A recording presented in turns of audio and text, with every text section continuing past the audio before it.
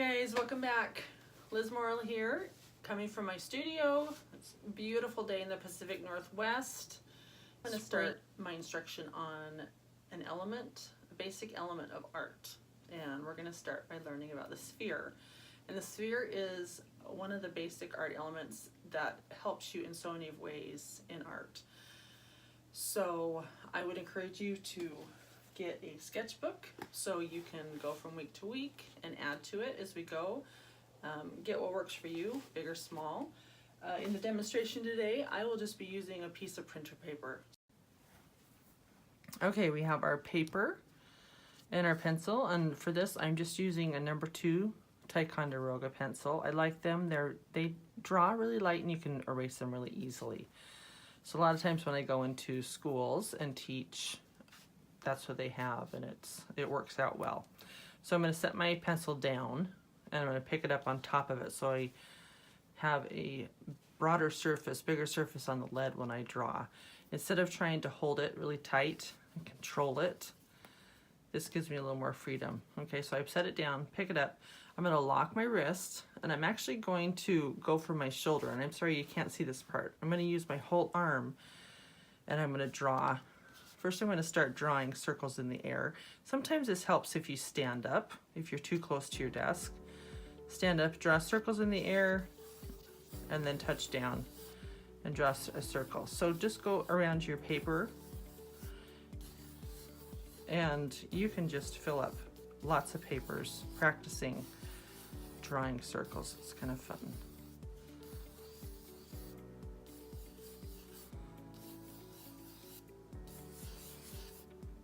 Remember to use your whole arm. Okay, so we're gonna get a new piece of paper here. All right, we're gonna start with our shoulder and touch down. We're gonna just have a rough circle here with lots of lines. Then we're gonna go back and we're just gonna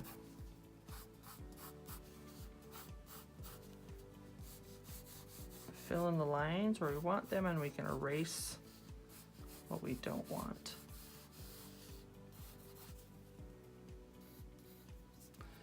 Yeah, see, when I do this part, I need to hold it.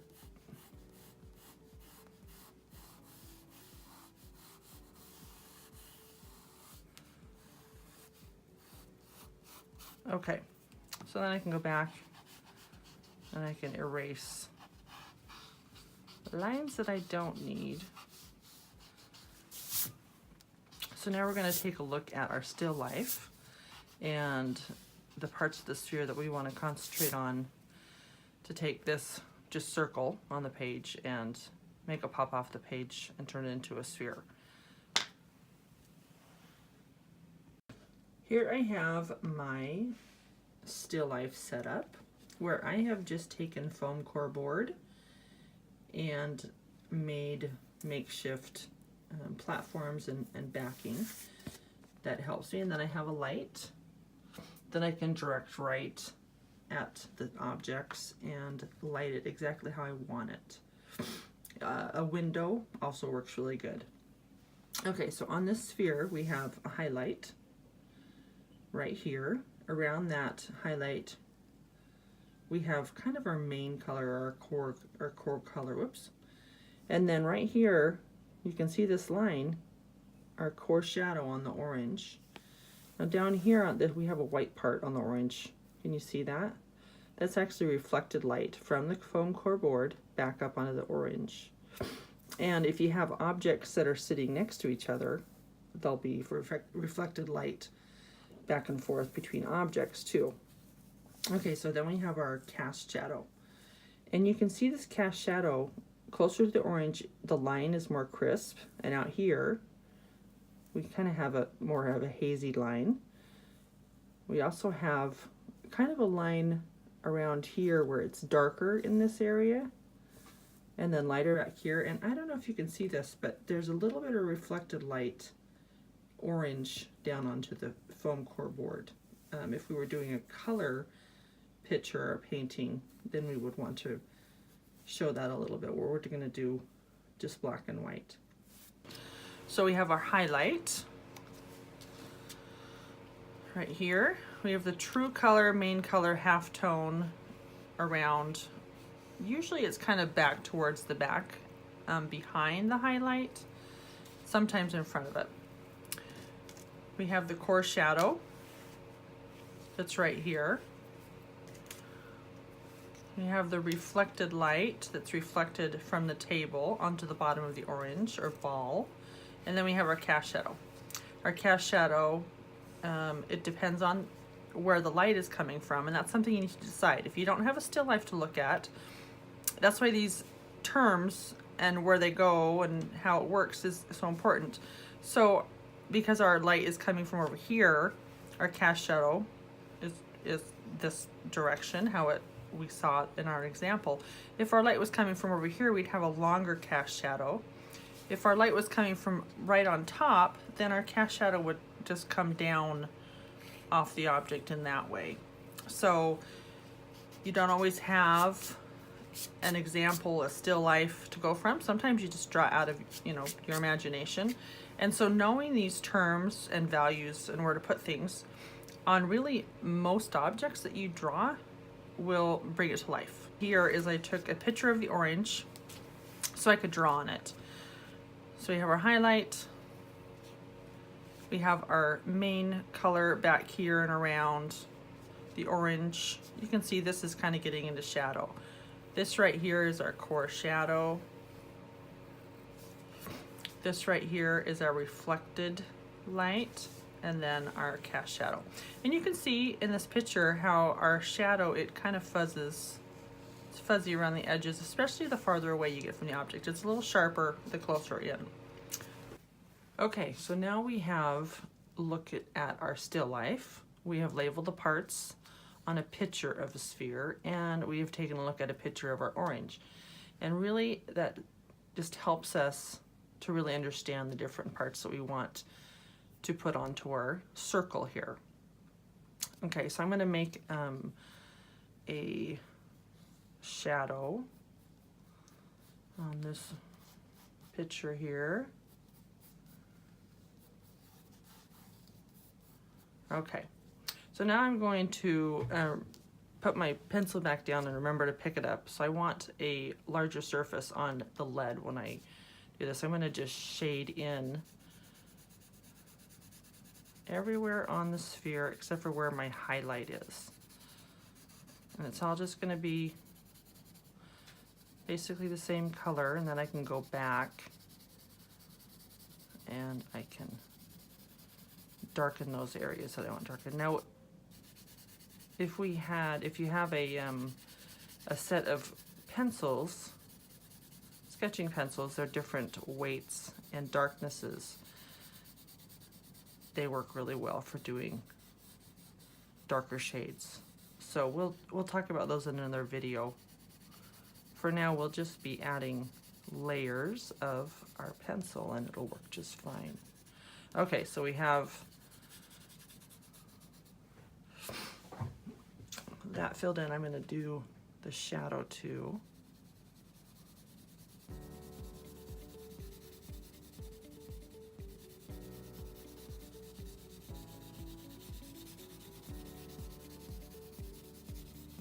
Okay, so just a rough in. Okay, so now we're going to go back and we're going to do the core shadow on the orange. So about right here. We're just going to apply more pressure. And we're going to make it darker.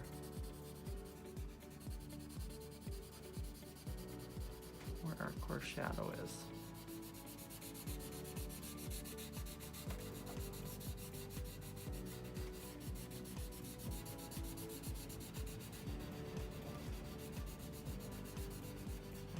Some wind going on outside.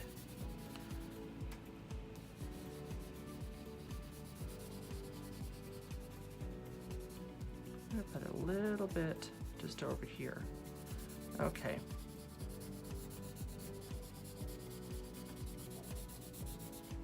And I'm gonna go down to my shadow, and I have a lot darker right underneath the orange.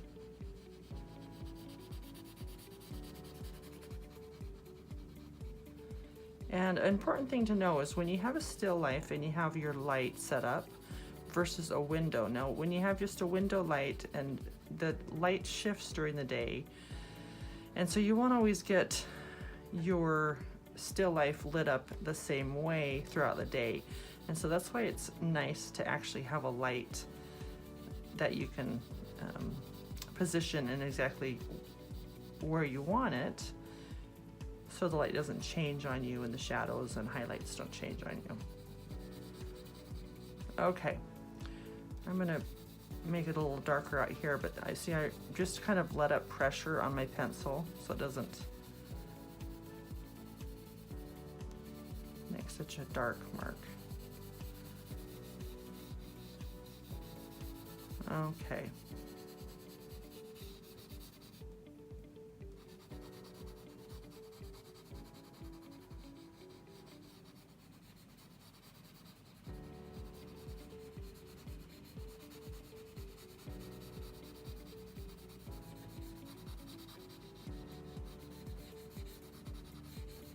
Okay, so now I'm going to get a blending stump, and these are, you can find these at a craft store. They're just rolled up paper is what they are, and they just blend really nicely. Now you can also use your finger.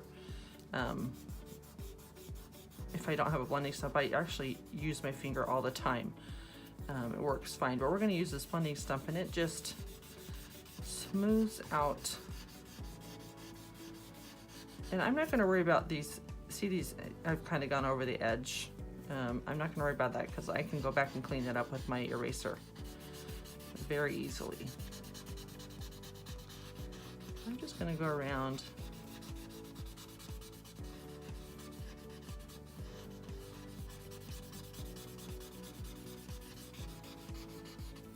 Smooth out.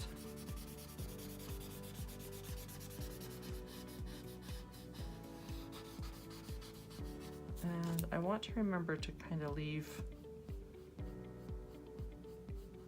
my reflected light here on the bottom of the orange. I don't want it to be too light, but I don't want to make it as dark. Okay.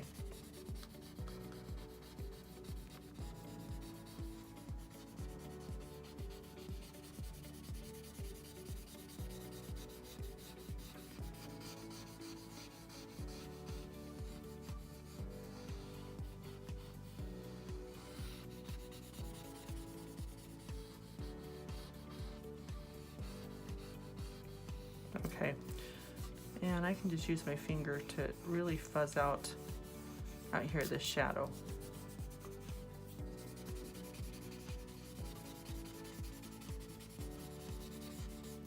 Okay, and then I can go and I can just kind of clean up the edges. Something that you want to try to avoid is just a really hard line around,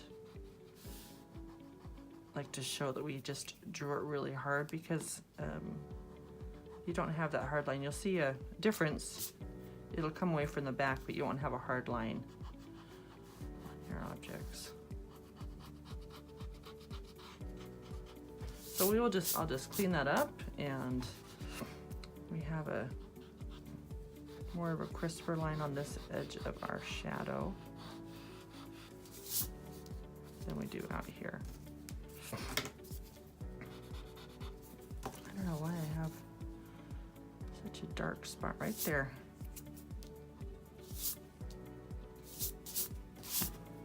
I'm gonna go back and I'm gonna just darken this some more in my core shadow.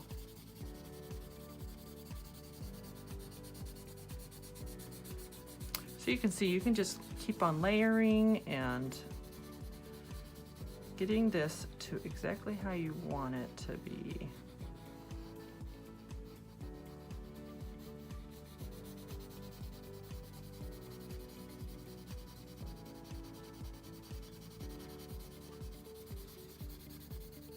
All right.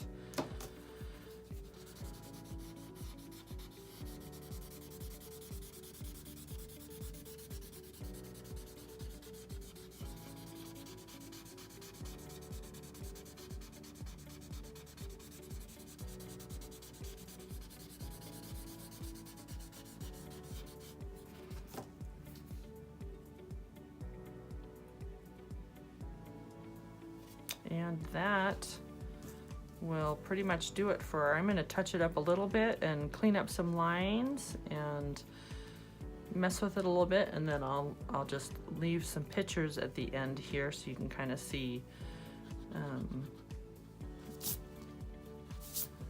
how I have kind of just cleaned it up a little bit. But basically we're done with our sphere.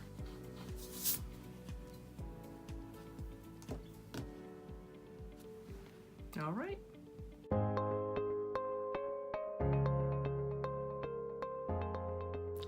All right, I hope you enjoyed the instruction on the sphere. I have a Facebook page called Liz Morrill Art, and I would love to see what you're doing. So post your art on Facebook and tag that page, and then I can see and comment. So anyway, have a great week, and we'll see you next time. Bye for now.